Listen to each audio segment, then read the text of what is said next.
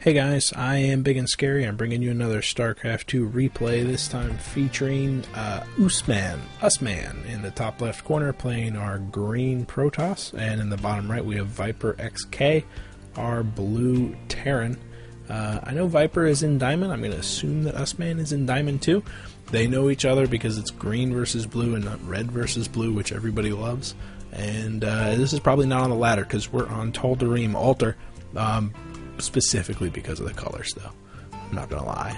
Last time I saw green versus blue on the ladder was during a terrible painting accident at home when I dropped green paint on the ladder.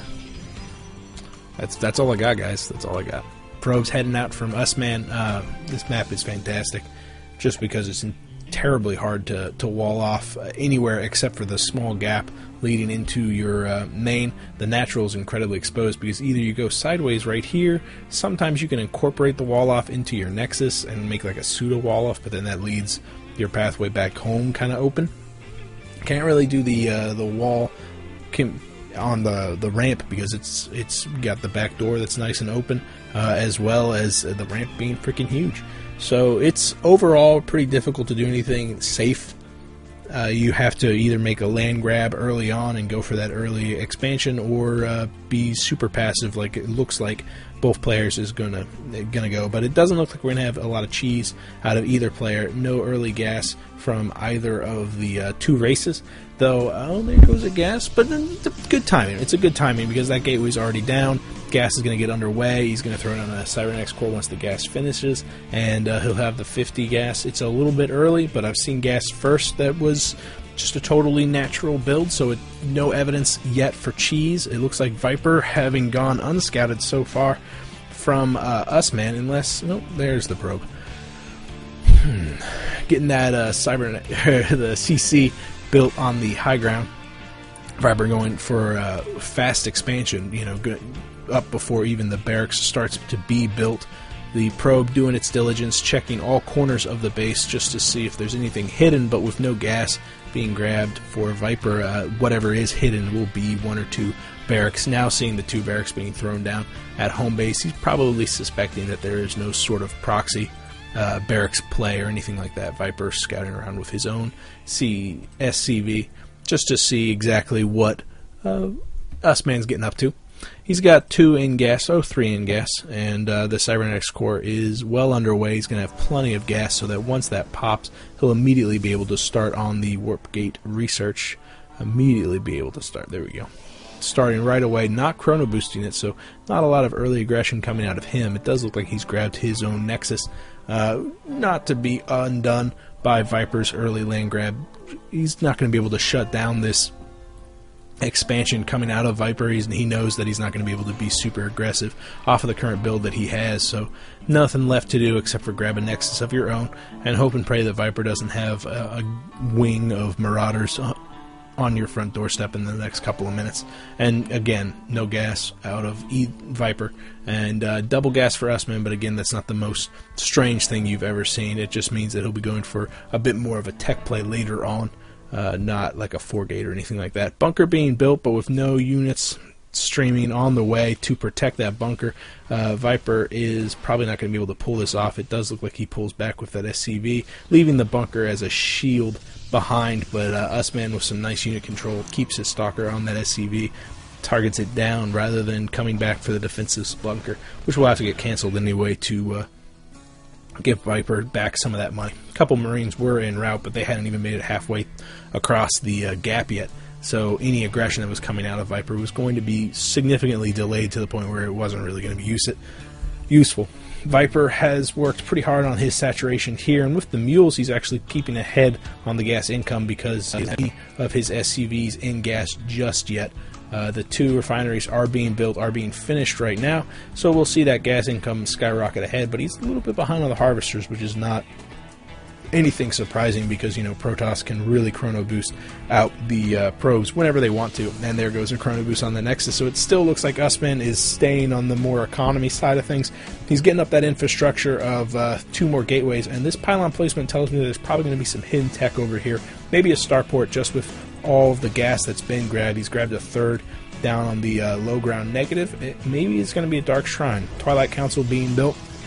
That could just be for some blink play later on. Altar is notorious just for how many ledges you can abuse, and with some blink stalkers it can be awfully powerful.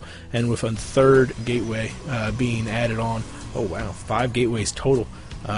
Blink stalker play is looking increasingly more likely, but again, this pylon placed over here, it could just be for defense against a drop play, just some added sight, but more likely it's going to be added. Used for some hidden tech. Keep an eye out on that, because I'm not going to, because I'm a terrible caster. CC being built just to the north of Viper's home base is Orbital Command. He's got a factory also on the way underneath with an engineering bay not used for any of the research just yet. Could just be for some added defense, some detection later on. But with the stem being built, I think we'll see some sort of combination Marines and siege tanks coming out from Viper, probably a delayed 1-1-1. Though he has 2 barracks out already. Hopefully we're going to see a starport in short order. 3 barracks with a reactor. So good. Hopefully we'll see a starport. I really like that unit composition starport. Where is that starport? Oh, right next to the factory. So that factory is going to lift off, and the reactor is going to go down on the starport. So a heavy bioplay from Viper. A very good idea. You know, this, like I said, it's got terrain that you really want to abuse, and with the hypermobility from the Marines and the medevacs and even some Marauders thrown in there, it can be a very effective play. Templar Archive being added on, so that bio ball from Viper is going to be in trouble if Usman can afford to buy enough time to get out the High Templars with their Psionic Storm ability. That can be absolutely devastating against the very weak and delicate Marines, and they don't have that combat shield even on the way yet. Stem will be finished in short order, probably in time for this push, but the +1 attack won't be finished. What does Usman have back at home? Handful of Marines, Zealots, a handful of sentries, but 3 Templars being warped in. Storm hasn't even started, so they're not going to be the most useful thing, but Archons are incredibly powerful, and that early gas that Usman has grabbed will be very useful in creating a critical number of those Archons. There goes 1 Archon already, another one being warped in. There goes the stem. The Marines suiciding in, pushing in to deal some damage to the sentries, but absolutely just terrible engagement for Viper, taking quite a lot of damage. Yeah, not a lot you can do there, except for maybe swing around to the south side, do some damage to the pros, but there's no real reason to suicide in with those Marines like that. Even just keeping 1 or 2 back for the contain to see if Usman was going to push out behind that. Now he knows there's 3 Archons, which are incredibly intimidating units and very powerful. Ghost Academy being thrown in on the back of it, fantastic idea, really smart idea to add them into the mix. Another barrack's probably going to have a tech lab thrown onto it just so he can get out those Ghost Academies with their EMPs. Very, very powerful against Archons as well as High Templars, which he's already seen out on the field, and we have Storm on the way. Keep an eye out for that. And also Storm can be pretty good against medevacs. Medevacs that have a lot of energy, that have been dicking around long enough. Even without full energy, you can kill a medevac in 1 hit. And you can also mitigate its entire ability to heal by sapping all that energy. We have 2 medevacs heading off into opposite directions with full complements of Marines. Those Marines now have combat shield on the way as well as +1 armor. +1 weapons is done with stems. So this is a really good use of the high mobility of those Marines, you know, dropping in multiple directions, keeping those Archons constantly swinging from one base to another. It looks like both of them are going to be dropping in opposite corners of the Earth. One dropping down at the third, maybe moving off into the main, and hopefully this one's going to be swinging down to the natural to keep Usman a little bit distracted. Another weapon of the High Templar. Storm is now done, but these Templar have not been out long enough to drop down any sort of storm. There goes the charge from the Zealots. The Archons moving in to quickly clean that up and force the retreat. Another warping of some Zealots, but the pullback from Viper really doesn't want to engage those Zealots directly. He's done quite a lot of damage already. Actually, the unit's loss tab is evened up even after that disastrous engagement early on. Keeping Protoss contained is the name of the game right now, and he's doing an excellent job of doing that, dropping his Marines again, stemming them, pushing them forward to deal some damage to the infrastructure there, but probably not going to make it to the probe line. That's what these guys are for. You can see down on the minimap too, the main force from Usman is coming back in once the Stalker and Zealot had been cleaned up. The Viper quickly picks up those Marines and retreats. Another bit of a push, another stem. These Marines have got to be getting in low health, but the medevac doing a good job healing them up. The Archons doing their AoE damage. There goes the feedback on that medevac, crushing it, killing it instantly. And even though the resources loss tab is a bit evened up, I think Viper came out ahead there because he's kept Protoss contained. Protoss has quite an intimidating force. He really wants to get out there and start poking at Viper's front door, keep Viper contained, but no, Viper's not allowing him to do that. He's continually dropping with these small clusters of continually weakening Marines. There goes the feedback and a storm on the the Marines. Fantastic control there from Usman, really doing a good job of shutting down that last drop, and is going to be breathing a sigh of relief now that that pressure's gone. He can hopefully do something with his force. But Viper's bought a lot of time. It's 1-1 upgrades against 2-2 for 2-1 will be finishing very shortly for those Marines. And he's also bought enough time to get out a handful of ghosts. And those ghosts will be popping out very shortly with plenty of energy to do some EMPs, maybe target down the High Templars, or more likely just to destroy all the shields from those shield-heavy Archons. +1 though is finished. Then those, even without those Archons, these Zealots are going to be a very difficult force for Viper to deal with. Stutter Step Micro though cannot be understated. I mean, it's an incredibly powerful tool when used properly, and Viper's definitely showing us some very good unit control. On the back of this though, Usman is getting out a Colossus Robotech and Robotics Facility, wherever that is. We don't want to miss this drop just because of that. Scouting out with the medevac just to see if that fourth has also been built. Nice placement by the pylon. We'll also scout that this drop is coming in. As long as Usman's paying attention, it looks like he's selecting his main force. There goes the scan just to see that that main force is in that area. It's going to be interesting to see what Viper does with this. It looks like he's making a land grab in the middle of his field at the same time as pushing in. Will he target down the pylon? He targets down the pylon as well as the robotics facility, creating those two Colossus. But those Marines will go down. Feedback on the medevac also cleans that up. But he saw the robotics facility being building something with Chrono Boost on it. He has not seen the robotics bay, but two High Templar standing off in the background will be able to storm very, very quickly if Viper tries any more of those shenanigans. Ooh, some medevacs are exposing themselves on the north side of that engagement. A quick push from Viper, pushing in. We can see how tight these resources lost are, even though he's lost quite a lot of money. I think Viper is actually doing a really good job of keeping Usman contained, pushing in, dropping a couple of his EMPs on the High Templar. Some nice stutter step micro back from Viper, even though he's got an underwhelming army against Usman. I mean, Usman has a fantastic unit composition. He's got a very robust army. I mean, just there's a lot of hit points in here, and the Zealots can do quite a lot of damage very quickly to the bio ball. And I think Viper has the only advantage that he has right now is keeping Usman contained, keeping him closed off only on 3 bases. He needs to shut down this fourth, which is being built. Otherwise, Usman's going to get up that death ball and is going to push out in very short order. I don't see a lot of ghosts out on the field, only 3 right now, but where are they? Oh, they're moving up to the left side, maybe going to be dropping a nuke. We do see one being constructed back at home, but Usman is showing us the mental state that he's in right now. He's not terrified, but he's scared. He doesn't want to push out unless he absolutely has a reason, and it looks like Viper is giving him that reason, pushing in with a small number of Marines, his entire force really. But it is a small number, because when I say small number, when he comes against Usman's large army, I expect to see a pretty colossal loss for him. Switching over to the units loss tab, we can see that it was up by around 1,000 in Usman's favor. But with this engagement, we can see, wow, it's really evening up. It wasn't in Usman's favor, it was actually in Viper's favor, and now that Viper has lost this fight, it's actually swung in Usman's favor. Thank you, Mind, for playing. You should come again sometime.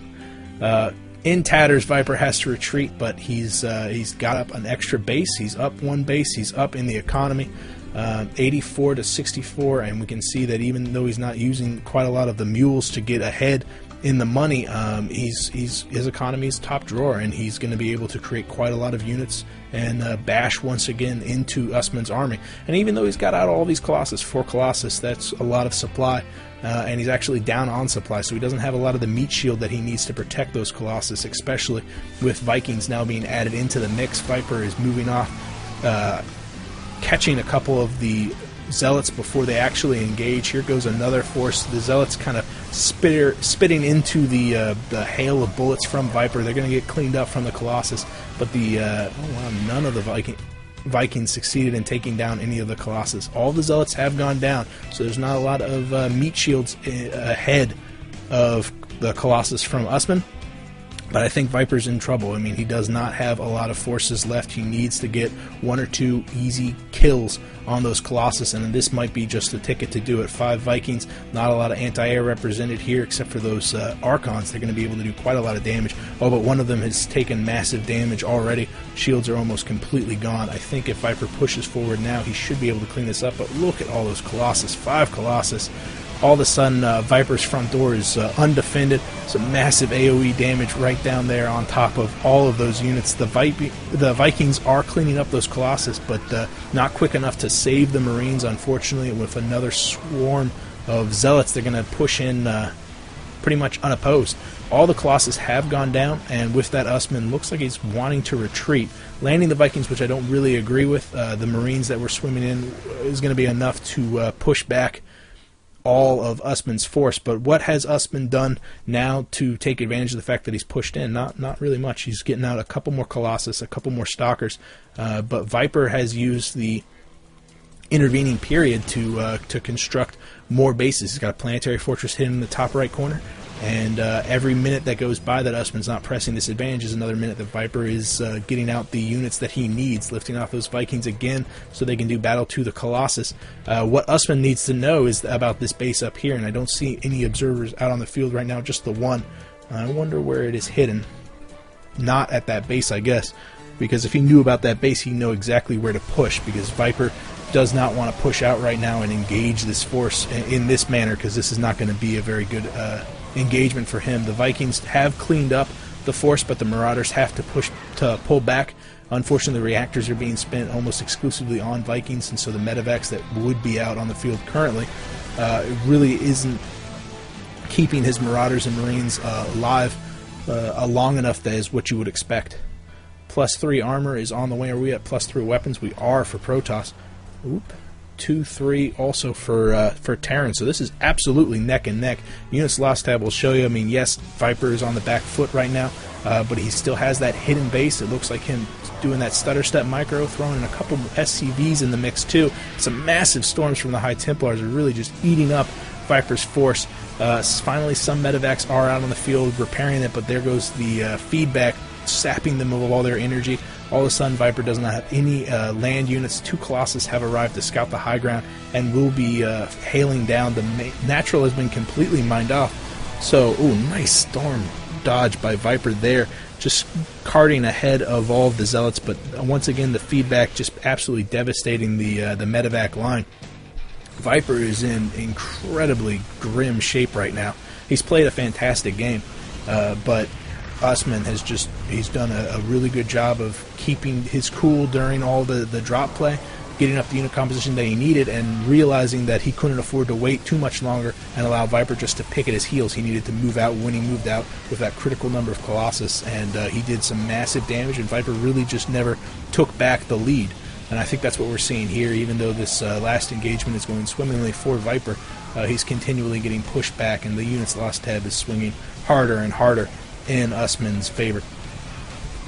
Those Colossus are just raining down fire, picking off all the units as they come out. I'm expecting the GG any minute here from Viper. Hey, if you guys have a game you want me to cast that's suitably epic, because this one was pretty top drawer, hats off to both of you guys.